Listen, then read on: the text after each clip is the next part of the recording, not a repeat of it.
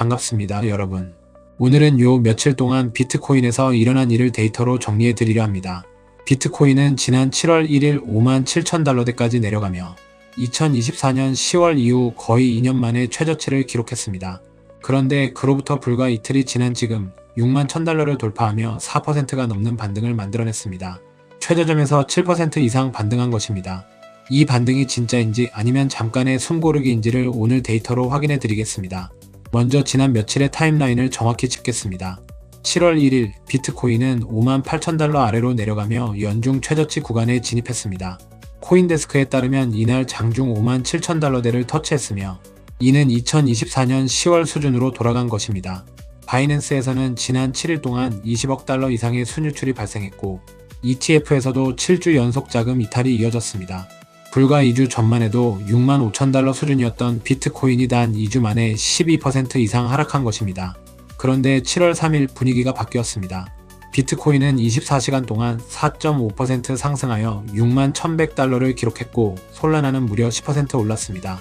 이 반등은 단순한 기술적 되돌림이 아니었습니다. 구체적인 원인들이 있었습니다. 지금 그것을 하나씩 설명해 드리겠습니다. 7월 3일에 발표된 미국 6월 고용보고서가 시장의 방향을 바꿨습니다. 미국 6월 비농업 부문 고용은 52,000개 증가에 그쳤습니다. 경제학자들의 예측치는 11만 개였고 5월의 수정치도 17만 2,000개에서 12만 9,000개로 내려갔습니다. 두 달 연속으로 고용이 예상보다 크게 둔화된 것입니다. 이것이 비트코인에 왜 호재가 되는지를 설명하겠습니다.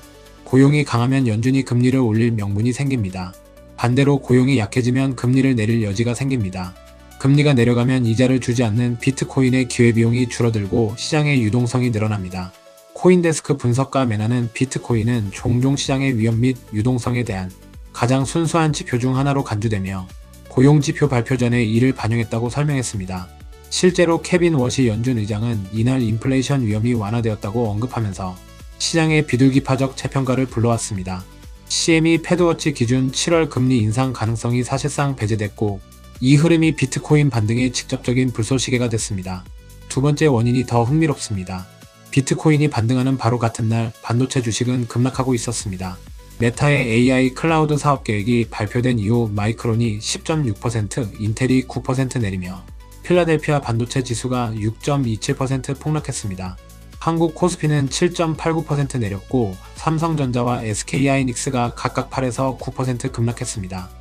코인데스크는 이 흐름을 이렇게 정리했습니다. AI 관련 매도 압력이 가속화되는 가운데 비트코인은 2년 만에 저점에서 반등하며 투자자 관심도의 잠재적 변화를 시사했다는 것입니다. 라운드 1 메모리 ETF는 6월 22일 사상 최고가 대비 25% 하락했고 바네크 반도체 ETF는 12% 하락했습니다. 반면 비트코인은 58,000달러 아래에서 61,000달러 위로 반등했습니다. 이것이 무엇을 의미하는지를 이해해야 합니다. 지난 몇 달간 AI 반도체주로 몰렸던 자금이 해당 섹터에서 이탈하기 시작하면서 그 일부가 암호화폐로 재배분되는 초기 신호일 수 있습니다. 다만 이것을 지속적인 자산 이동으로 단정하기에는 아직 이르지만 수개월 동안 암호화폐 대신 AI 인프라에 자본이 몰렸던 상황에서 반도체 선도, 기업들의 최근 조정과 비트코인의 반등은 주목할 만한 첫 번째 신호입니다. 세 번째 원인은 온체인 데이터에서 확인됩니다. 비트코인 고래들이 2주 동안 167억 달러 상당의 비트코인을 매수한 반면 ETF는 사상 최대인 40억 달러를 유출했다는 데이터가 나왔습니다. ETF 자금이 빠져나가는 동안 거대 자본을 가진 고래들은 조용히 사모으고 있었다는 뜻입니다. 이것이 단기 저점을 만드는 전형적인 구조입니다. 소매 투자자와 ETF 단기 자금이 공포에 팔아치우는 동안 장기 관점의 큰 손들이 그 물량을 받아가는 패턴입니다. 또한 7월은 역사적으로 비트코인의 좋은 달이었습니다.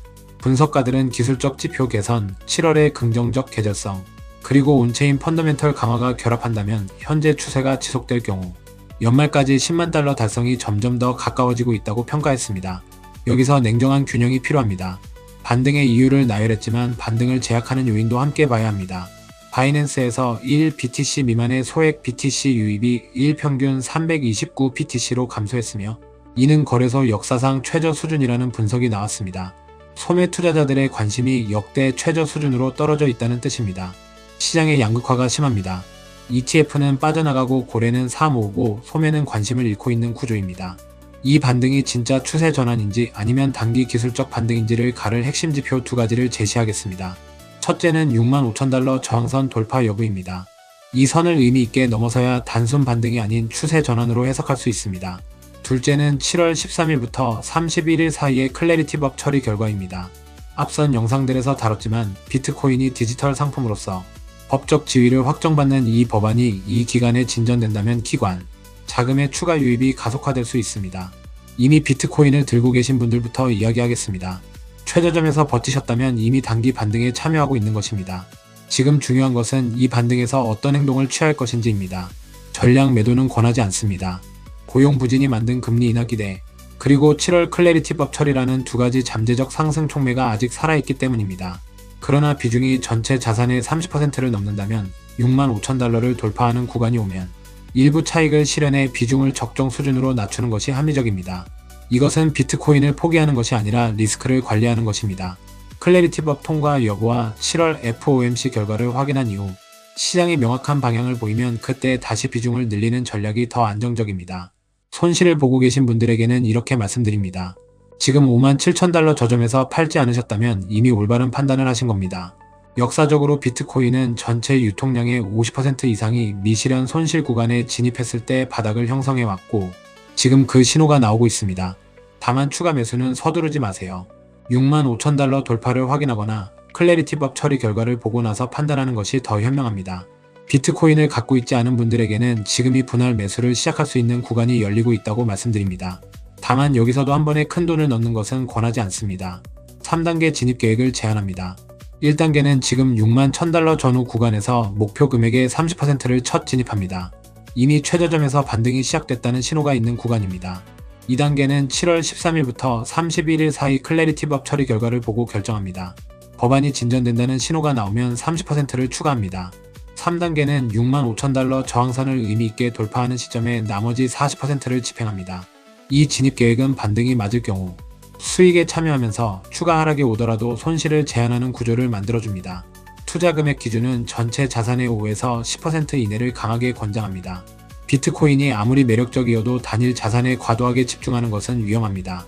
원달러 환율이 1,550원을 넘어서는 이 시점에서 비트코인은 달러 표시 자산으로서 원화, 약세 해지 역할도 합니다. 전체 포트폴리오의 인플레이션 해지와 달러, 분산이라는 두 가지 목적으로 소액을 적립식으로 접근하는 것이 가장 현실적입니다. 마무리하겠습니다. 비트코인은 57,000달러 최저점에서 61,000달러 이상으로 반등했습니다. 미국 고용 부진이 만든 금리 인하 기대, AI 반도체 매도 자금의 재유입, 그리고 고래들의 저가 매집이 이 반등을 만들어냈습니다. 65,000달러 저항선과 7월 클래리티법 처리 결과가 이 반등이 추세 전환으로 이어질지를 결정하는 핵심 변수입니다. 보유자는 비중 관리와 함께 이 두 지표를 지켜보고 미보유자는 분할 매수 계획을 세워 기다리는 것이 지금 가장 합리적인 자세입니다. 오늘도 함께 해주셔서 감사하며 구독과 좋아요 부탁드립니다.